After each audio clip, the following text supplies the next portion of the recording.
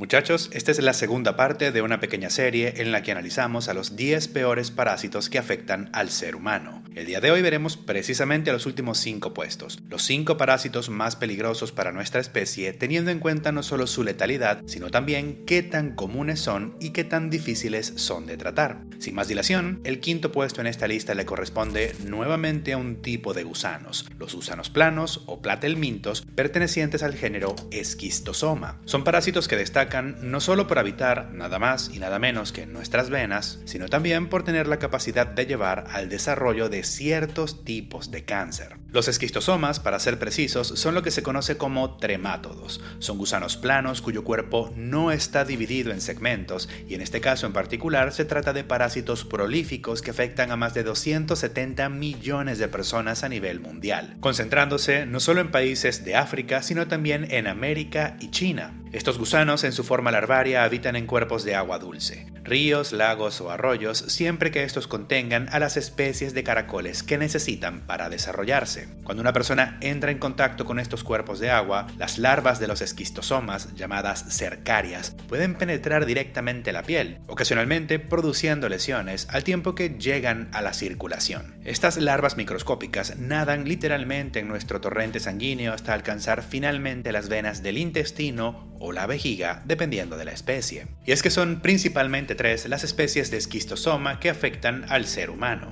Schistosoma manzoni y Schistosoma japonicum, que habitan en las venas de nuestro intestino, y Schistosoma hematobium, que habita en el plexo venoso de la vejiga. Aunque parezca increíble, tener a estos parásitos enclavados en una vena realmente no es el principal problema. Las formas adultas de los esquistosomas están bien adaptadas a nuestro cuerpo y a nuestra respuesta inmunitaria, y por sí mismos no suelen provocar síntomas. Los daños de la esquistosomiasis se deben, sobre todo, a las ingentes cantidades de huevos que los gusanos adultos vierten directamente en nuestra sangre. Estos huevos, por un lado, inducen una respuesta inmunitaria potente y generalizada, que lleva a un cuadro conocido como fiebre de Katayama, que induce dolores musculares y en el abdomen, así como una sensación de debilidad y fatiga intensa, erupciones cutáneas y desde luego fiebre. Pero por otro lado, y sobre todo, los huevos microscópicos de los esquistosomas están especialmente adaptados para penetrar a través de nuestras venas y de la pared del intestino o la vejiga, según sea el caso, para así salir de nuestro cuerpo con las heces o la orina respectivamente. Esto con el fin de llegar nuevamente a un río o un cuerpo de agua para repetir el ciclo de infestación. El problema es que en este proceso en el que los huevos penetran nuestro intestino o vejiga para salir al exterior, provocan daños importantes a estos órganos u otros relacionados. Por ejemplo, el Schistosoma manzoni, que afecta al intestino, puede provocar diarrea, incluso con sangre, así como dolor abdominal, pero sobre todo provoca daños severos al hígado. Recordemos que el hígado recibe casi la totalidad de la sangre que proviene de los intestinos, por lo que este órgano tiende a llenarse con los huevos de los esquistosomas que viajan en la sangre, provocando daños graves. Por otro lado, cuando hablamos de Schistosoma hematobium, que afecta a la vejiga, puede aparecer hematuria, que es orina sanguinolenta, usualmente acompañada de dolor durante la micción o una sensación de vaciado incompleta, como si hubiese algo atravesado en la uretra, lo que es así en cierto sentido. Sin embargo, lo más peligroso en este caso es el daño progresivo a la vejiga, que lleva a que este órgano sufra de fibrosis y calcificación o incluso cáncer. El esquistosoma hematobium es una de las principales causas de cáncer de vejiga en los países en los que está presente este parásito, y en el caso de las mujeres, los daños que aparecen en la vejiga también suelen extenderse a la vagina, el útero y el cuello uterino. Esto es doloroso, imposibilita la vida sexual y provoca infertilidad, pero además también incrementa sustancialmente la susceptibilidad de las personas afectadas para contraer el virus del VIH. Afortunadamente, en este caso se trata de una enfermedad fácil de tratar. Una única dosis de un antiparasitario llamado praziquantel suele ser suficiente.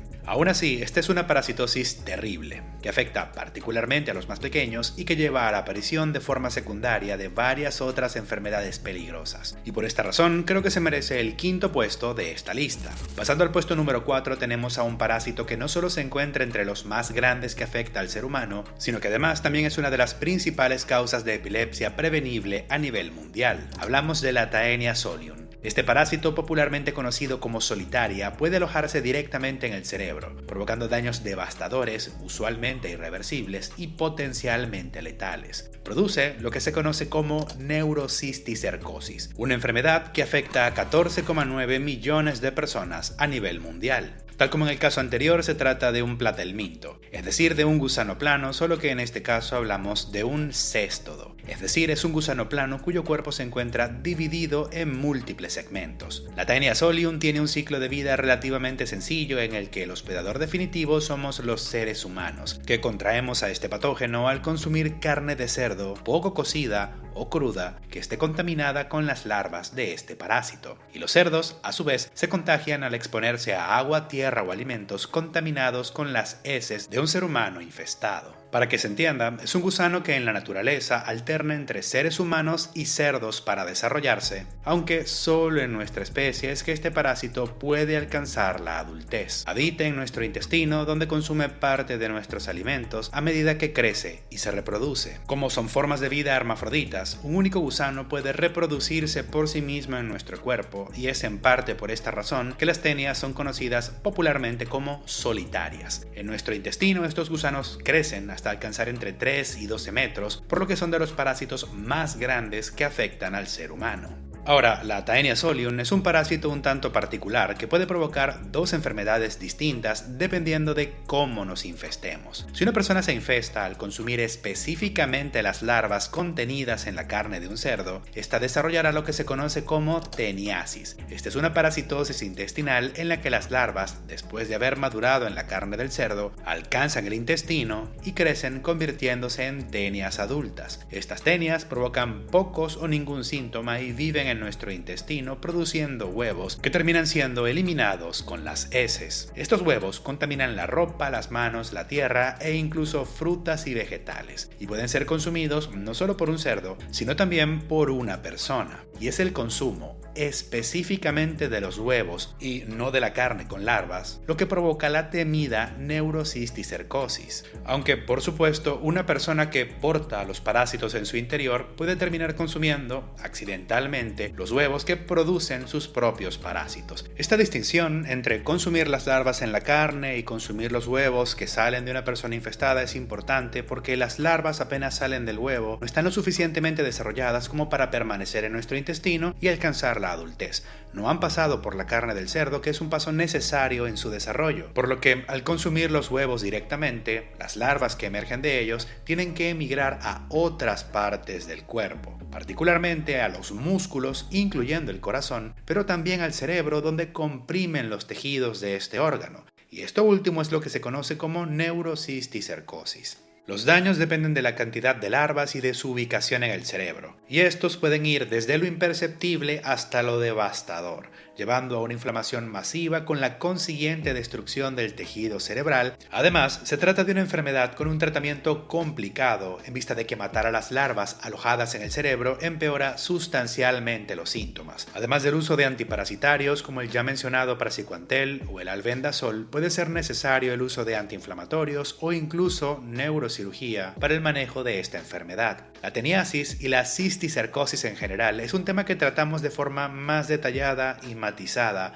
en un video aparte que les recomiendo si quieren saber más de este tema. Pasando al tercer puesto de esta lista tenemos no a uno sino a un grupo de parásitos. Hablamos del género Leishmania, que pueden alcanzar casi el 100% de letalidad en ausencia de tratamiento y que además producen la que en mi opinión es la enfermedad más visualmente horrible de toda esta lista, la leishmaniasis, de la que hablamos hace poco. Las distintas especies de Leishmania son parásitos ampliamente extendidos a nivel mundial, que están presentes desde las Américas hasta el este asiático, pasando incluso por países mediterráneos como España, Grecia e Italia. Estos parásitos afectan a aproximadamente 12 millones de personas a nivel mundial y más allá de afectar a los seres humanos, también atacan a varias otras especies de mamíferos, entre las que destacan los perros. A diferencia de los puestos anteriores, las leishmanias no son gusanos a pesar de que puedan parecerlo, sino que se trata de formas de vida unicelulares y microscópicas. Son lo que se conoce como cinetoplástidos, un nombre que volveremos a escuchar en un momento, y son más similares a la ameba come cerebros o el Toxoplasma gondii que vimos en el video anterior.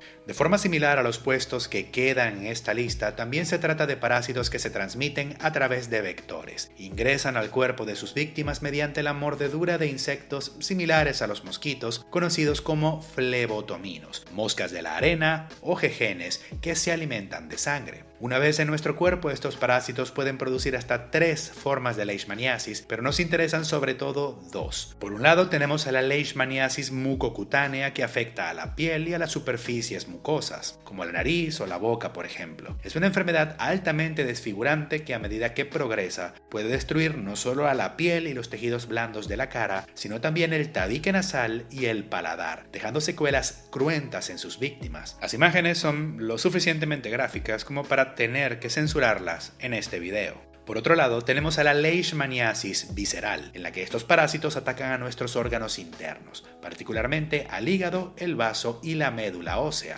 El hígado, entre otras cosas, produce varias de las proteínas que permiten la coagulación de nuestra sangre, mientras que la médula ósea produce a las células inmunitarias que nos defienden. Por esta razón, la leishmaniasis visceral suele llevar a la muerte a través de hemorragias debido al daño hepático o a través de la inmunosupresión por los daños a la médula ósea.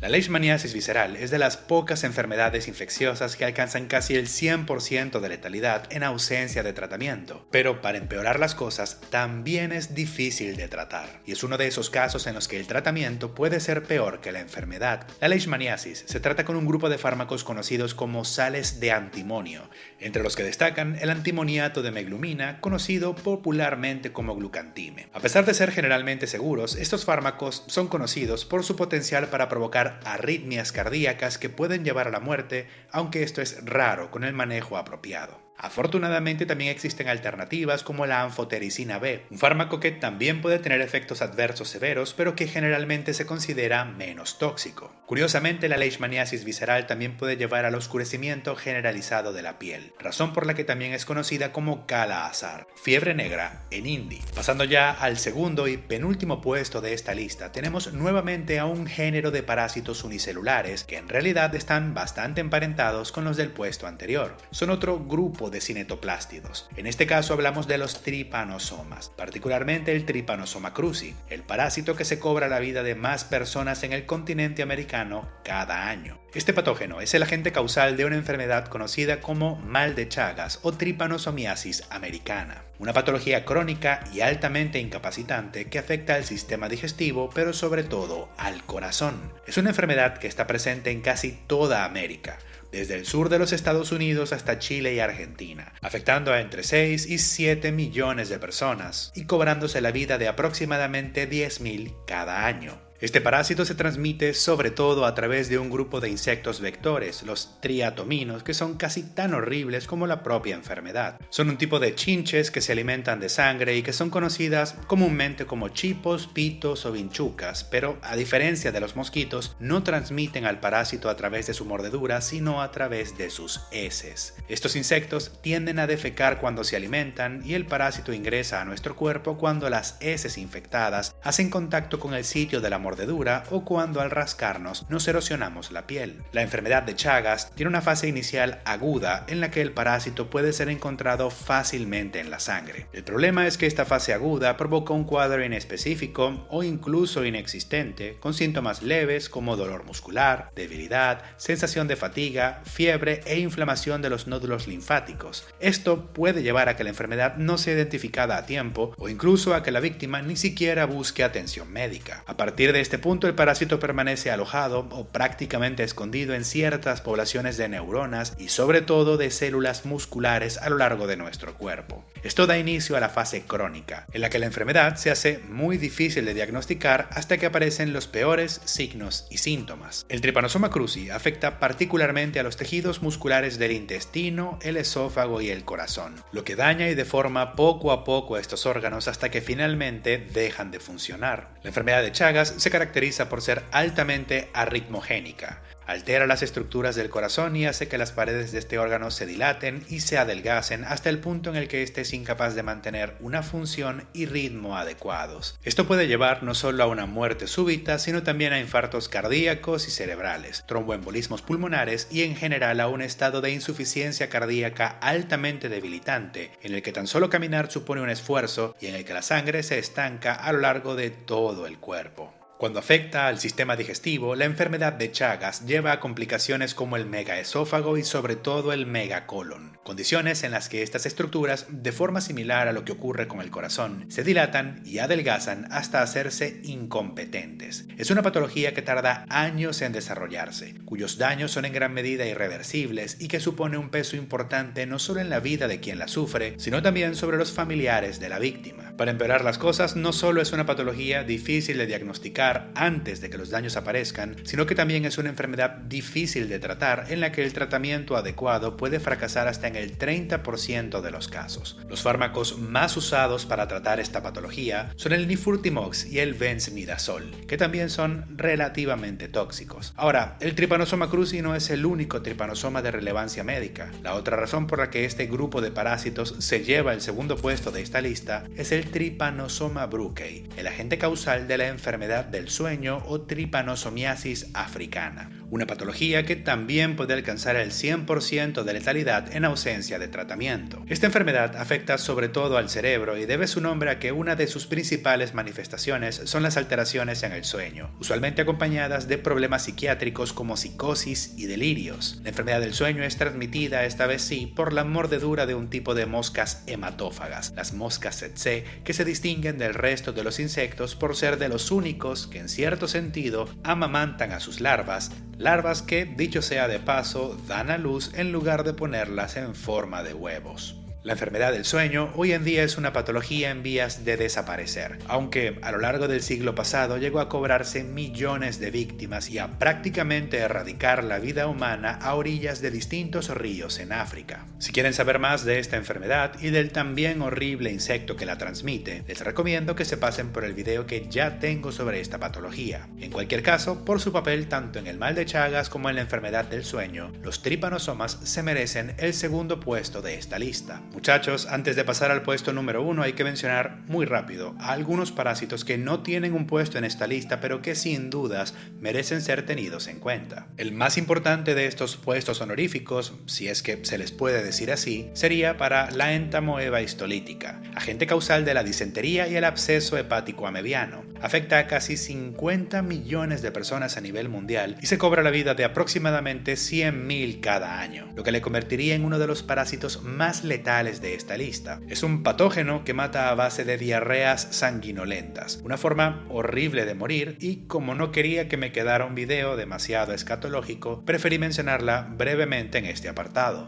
Otro parásito que merece mención es el Sarcoptes scabiei, agente causal de la escabiosis, también conocida como sarna sarcóptica. Es un arácnido o más precisamente un ácaro que según se estima afecta hasta 300 millones de personas cada año. De haberlo incluido, habría sido el único ectoparásito de esta lista. Por otro lado, también tenemos a los equinococos, un grupo de gusanos planos, céstodos para ser exactos, que provocan, oh sorpresa, la equinococosis, una enfermedad caracterizada por la aparición de enormes quistes, particularmente en el hígado, pero que también pueden atacar otros órganos. Afecta a aproximadamente 1 millón de personas a nivel mundial. También podríamos mencionar al Diphyllobothrium latum, que es el gusano plano más largo que parasita al ser humano, y al Dioctophyme renale, el gusano redondo más grande que afecta a nuestra especie. Y por supuesto no pueden faltar los políticos. Chiste obligatorio de políticos y parásitos que tenía que ser incluido y aunque también hay un par de insectos que merecen mención, ya tengo 2 videos aparte sobre este grupo de animales. Ahora sí, el puesto número 1 corresponde a uno de los 3 patógenos que se disputan el dudoso honor de haber matado a más personas a lo largo de la historia de nuestra especie, los plasmodios, agentes causales de la malaria, la enfermedad parasitaria que mata a más personas cada año. La malaria, también conocida como paludismo, es una enfermedad que afecta a aproximadamente 246 millones de personas en todo el planeta y que cada año se cobra la vida de casi 570.000 víctimas, el 76% de las cuales cuales son niños. Es una de las principales causas de muerte de origen infeccioso, compitiendo con otros agentes como el VIH o la tuberculosis. Esta patología afecta de forma desproporcionada al continente africano, donde se localizan la inmensa mayoría de los casos, pero también está presente en el sudeste asiático y desde luego en América. El patógeno causante de esta enfermedad, los plasmodios, son organismos unicelulares pertenecientes al grupo de los apicomplejos, tal como el Toxoplasma gondii que vimos en el sexto puesto de esta lista. Son varias las especies que producen malaria, aunque las más importantes son el Plasmodium malariae, el Plasmodium vivax, el Plasmodium ovale y el más letal de todos, el Plasmodium falciparum. Estos parásitos se contraen predominantemente a través de la mordedura de distintas especies de mosquitos, que a su vez contraen el parásito al alimentarse de una persona o un animal enfermo con malaria. Esta enfermedad también puede pasar de madres a hijos durante el embarazo, lo que se conoce como malaria congénita, o a través de transfusiones y trasplantes, aunque esto es más raro. Esta patología destruye el cuerpo al atacar sobre todo a los glóbulos rojos. Los plasmodios se alimentan de la hemoglobina que transportan estas células y que es a su vez la proteína encargada de llevar el oxígeno en nuestra circulación. Por esta razón, una de las principales manifestaciones de la malaria es la anemia, que suele acompañarse de fiebre, fatiga, dolor muscular, diarreas, dolor de cabeza y vómitos. En los casos más graves, particularmente los provocados por Plasmodium falciparum, los glóbulos rojos infectados por el parásito se tornan pegajosos, se adhieren unos con otros y terminan por obstruir la microcirculación de todo el cuerpo. Llevan a daños predominantemente en el hígado, el vaso, el riñón y el cerebro que pueden provocar la muerte. Como con el resto de todos los parásitos de esta lista, tengo un video dedicado a la fisiopatología y la historia de esta enfermedad. En esos videos también podrán conseguir la bibliografía usada como referencia en la creación de este contenido. Muchachos, recuerden pasarse por mi canal de ciencia ficción, donde recientemente publiqué un video sobre Days Gone. Recuerden alimentar al algoritmo con un comentario. Yo me despido y nos vemos en el siguiente video.